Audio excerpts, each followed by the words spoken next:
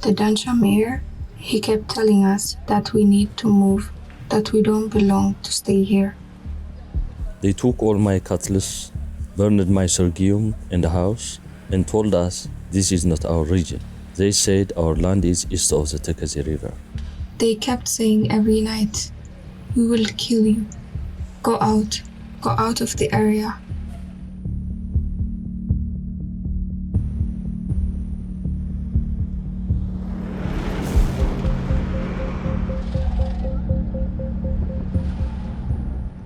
The fighting followed years of growing tensions between the Ethiopian federal government, led by Prime Minister Abiy Ahmed, and leaders of Tigray's ruling political party.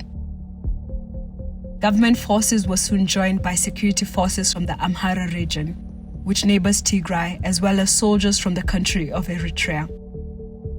The conflict has resulted in numerous abuses on both sides and millions of people displaced.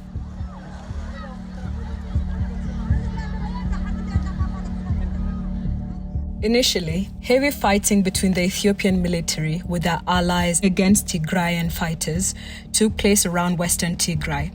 Electricity, banking, and telecommunications, including the internet and phone lines to Tigray, were cut off. Residents described heavy shelling and gunfire as Ethiopian and allied forces entered their towns. When the Ethiopian and Amhara forces entered the town, people were panicked and began running to the farms. They started killing people. No warning, just shooting. They shot at people running. Soon, an interim administration for Western Tigray was established by forces from the neighbouring Amhara region, an administration hostile to the presence of Tigrayans. Papers said Tigrayans need to leave the town immediately. They were thrown everywhere. So when we woke up in the morning, you should see it on your door or on the way to church, everywhere. I was in Dansha town, where I have a hairdressing shop. 6 militia came to loot my shop. 2 of them raped me. They said, you Tigrayan, you should disappear from the land west of the Kaza. You are evil, and we are purifying your blood. In the first 2 months of their control, they looted everything in the town, all the crops. They took our cows. We had nothing to eat. Everything we had was taken. The militia would even write on the houses that belong to Tigrayans, this is ours. This is Amhara house. They told us not to speak in Tigraynya.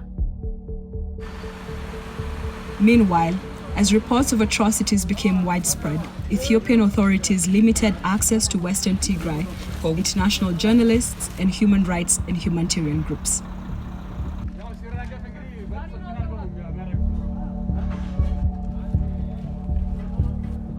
In Adi Goshu town, in January 2021, Amhara special forces and militias rounded up around 60 residents, transported them to the Tekeze bridge, and shot them.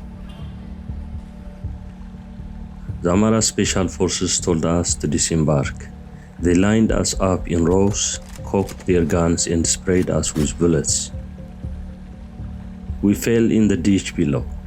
After that, they said, Tigrayans don't die easily, shoot again. As abuses in Western Tigray continued, hundreds of thousands of Tigrayans were forced to flee their homes.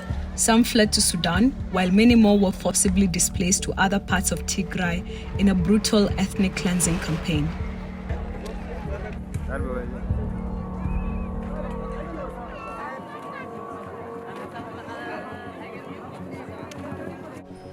After seeing this and other incidents, I thought, what are we expecting? Are we waiting for them to kill all of us? Why don't we cross the Tigray River while we still have our lives?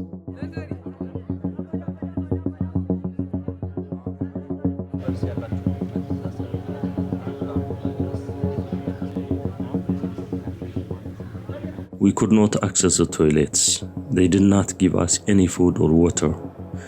A lot of people were falling ill. There were some people that died from torture. They tie your hands and feet.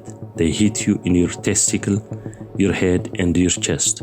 All of us went through it.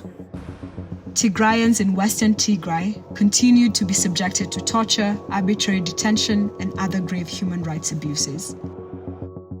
All I want is peace. All I want to do is to be able to speak Tigrinya freely, my mother tongue. I am a beekeeper, and all I want to do is work.